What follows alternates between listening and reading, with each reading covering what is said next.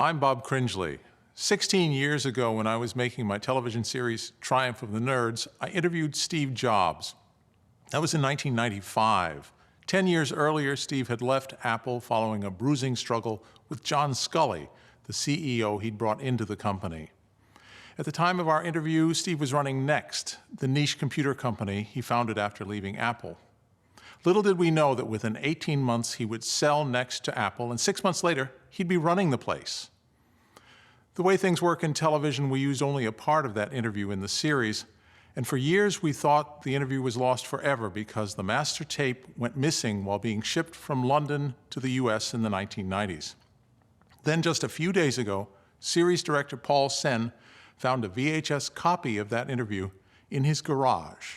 There are very few TV interviews with Steve Jobs, and almost no good ones. They rarely show the charisma, candor, and vision that this interview does. And so, to honor an amazing man, here's that interview in its entirety. Most of this has never been seen before. So, how did you get involved with personal computers? Well, I ran into my first computer when I was about 10 or 11. And it's hard to remember back then, but I'm an old fossil now. I'm an old fossil. So when I was 10 or 11 was about 30 years ago. And no one had ever seen a computer. To the extent that they'd seen them in movies, and there were these big boxes with whirring, for some reason they fixated on the tape drives as being the icon of what the computer was, or flashing lights somehow.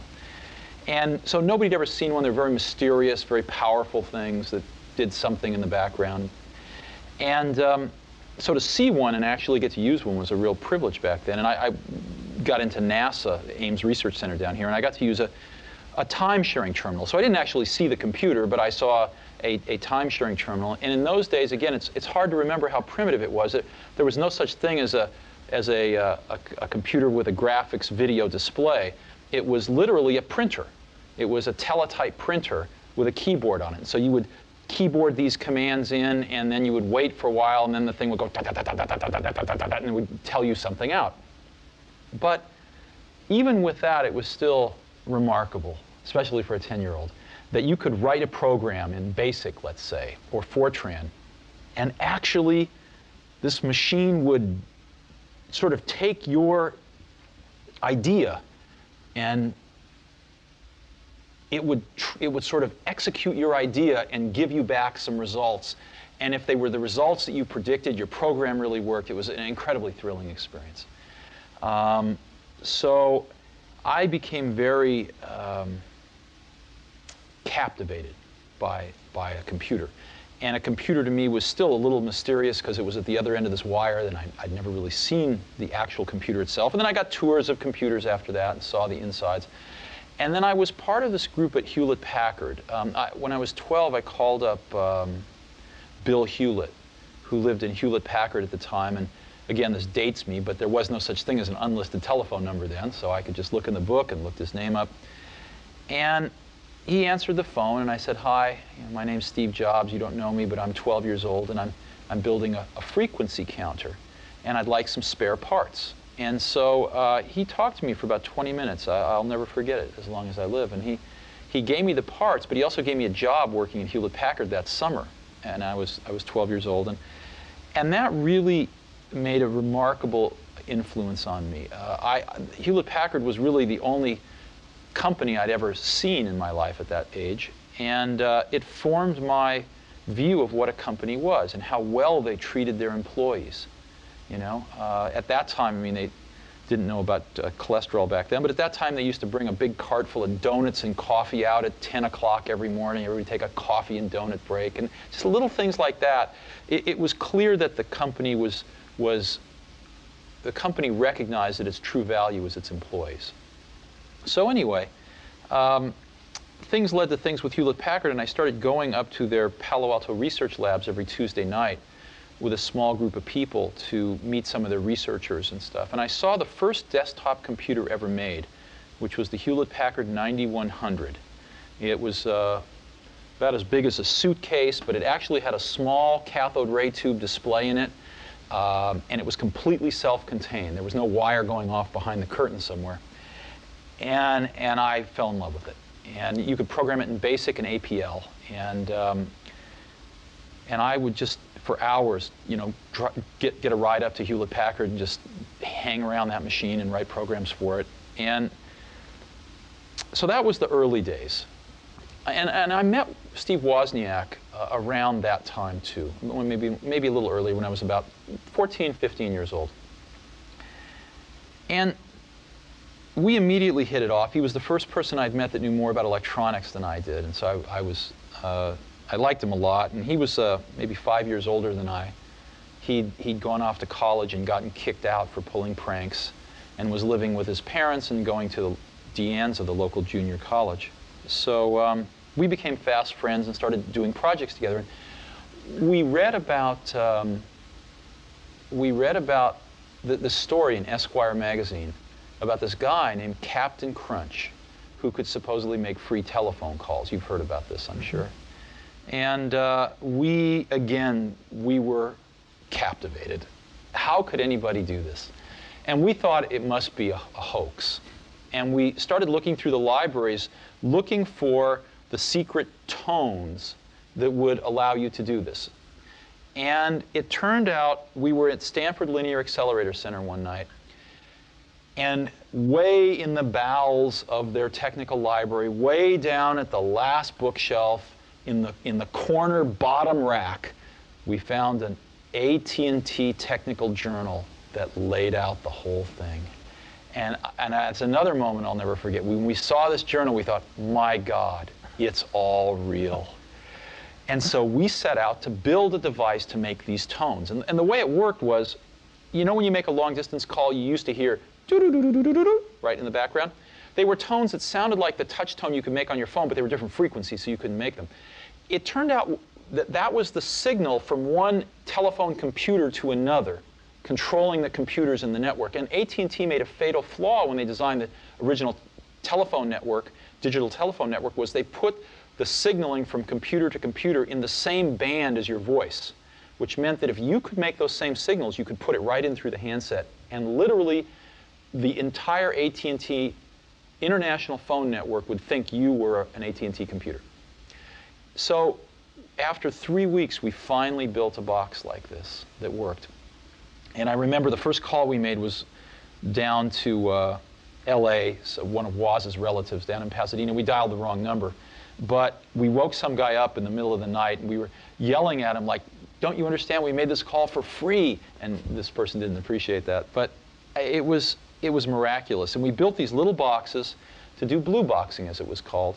And we put a little note in the bottom of them. Our logo was, he's got the whole world in his hands. And they worked. We built the best blue box in the world. It was all digital, no adjustments. And so you could go up to a payphone and you could, you know, take a trunk over to White Plains and then take a satellite over to Europe and then go to Turkey, take a cable back to Atlanta, you know, and you could go around the world. You could go around the world 5 or 6 times because we learned all the codes for how to get on the satellites and stuff.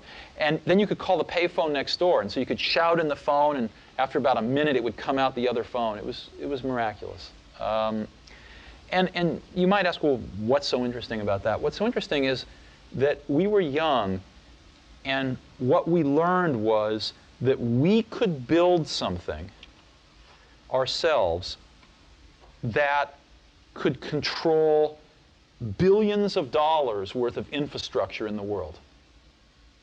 That was what we learned, was that us two, you know, we didn't know much, we could build a little thing that could control a giant thing. And that was an incredible lesson. I don't think there would have ever been an Apple computer had there not been blue boxing. Well, I said you called the Pope. Yeah, we did call the Pope. He pretended to be Henry Kissinger. And we got the number of the Vatican, and we called the Pope. And they started waking people up in the hierarchy, you know, I don't know, cardinals and this and that. And they actually sent someone to wake up the Pope.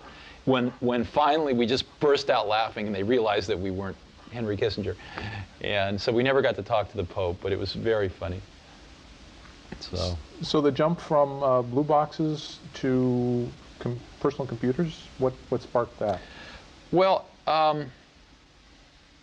Necessity, in the sense that there was time-sharing computers available.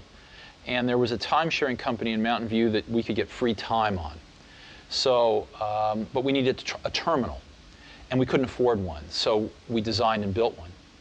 And that was the first thing we ever did. We built this terminal.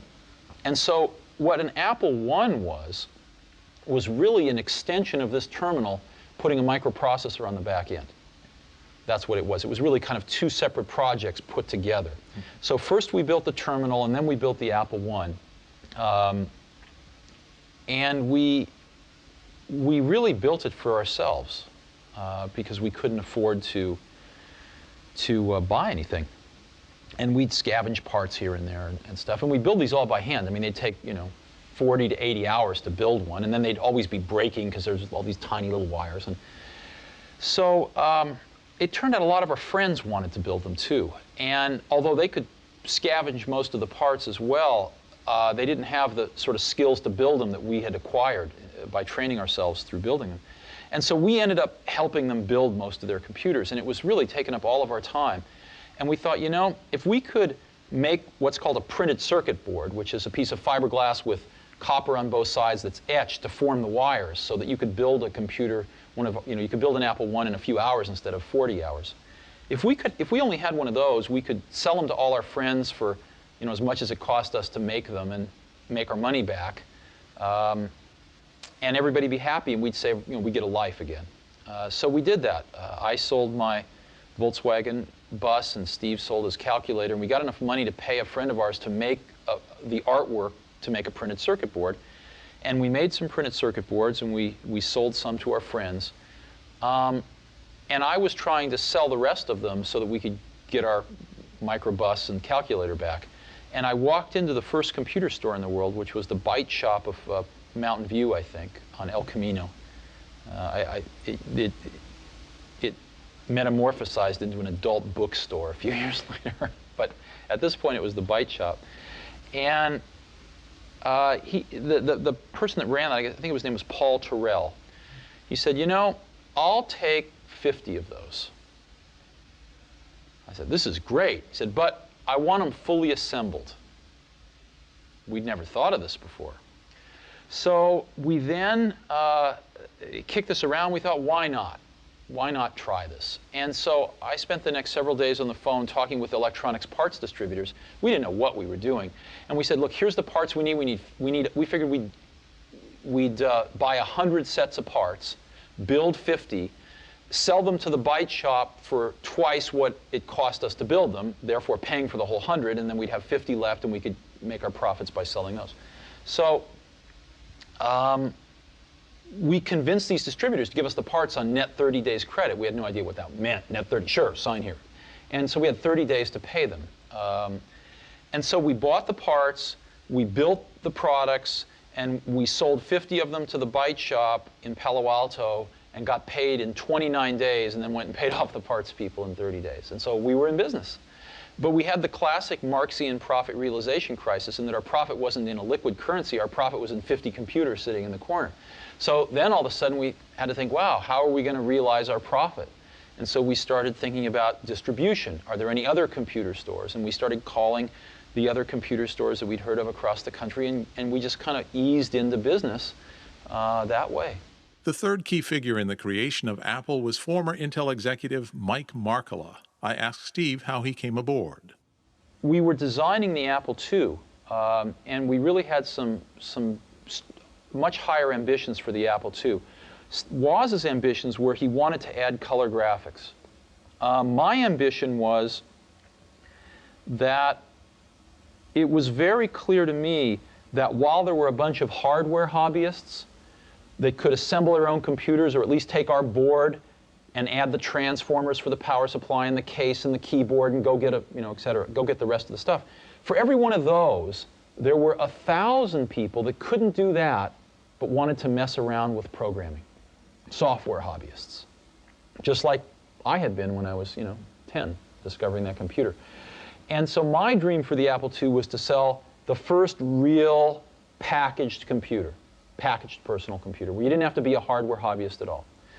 And so combining both of those dreams, we actually designed the product. And I found a designer, and we designed the packaging and everything. And we wanted to make it out of plastic, and we had the whole thing ready to go, but we needed some money for tooling the case and things like that. We needed a few $100,000. And this was way beyond our means. So I went looking for some venture capital. And I ran across one venture capitalist named Don Valentine, who came over to the garage, and he later said I looked like a renegade from the human race. That was his famous quote. And he said he wasn't willing to invest in us, but he recommended a few people that might, and one of them was Mike Markkula. So I called Mike on the phone, and Mike came over, and Mike had retired at about 30 or 31 from Intel. He was a product manager there and gotten a little bit of stock, and made like $1 million on stock options, which at that time was quite a lot of money. And he'd been investing in oil and gas deals and kind of staying home and doing that sort of thing. And he, I think, was kind of antsy to get back into something. And Mike and I hit it off very well. And so Mike said, okay, I'll invest after a few weeks. And I said, no, we don't want your money. We want you. So we convinced Mike to actually throw in with us as an equal partner. And so Mike put in some money, and Mike put in himself. And the three of us went off, and we took this design that was virtually done with the Apple II and tooled it up and announced it a few months later at the West Coast Computer Fair. What was that like? It was great. We got the best. I mean, the West Coast Computer Fair was small at that time, but to us it was very large. And so we had this fantastic booth there. We had a projection television showing the Apple II and showing its graphics, which today look very crude, but at that time were by far the most advanced graphics on a personal computer. And I think, my recollection is we stole the show. And a lot of dealers and distributors started lining up, and we were off and running. How old were you? 21. 21. Yeah. You're 21. You're a big success. You just sort of done it by the seat of your pants. You don't have any particular training in this. How do you learn to run a company?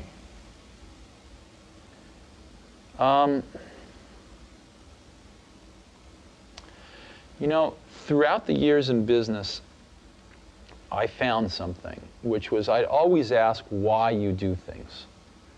And the answers you invariably get are, oh, that's just the way it's done. Nobody knows why they do what they do.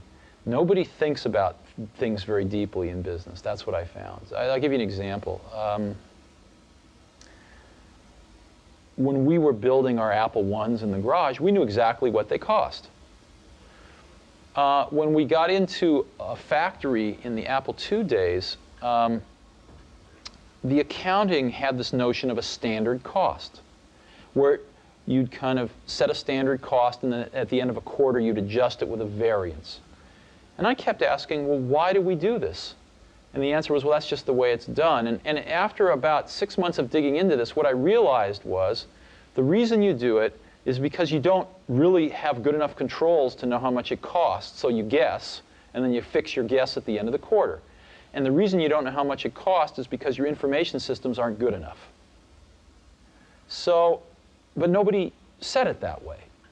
And so later on, when we designed this automated factory for Macintosh, we were able to get rid of a lot of these antiquated concepts and know exactly what something cost to the second. So in business, a lot of things are, I call it folklore. They're done because they were done yesterday and the day before.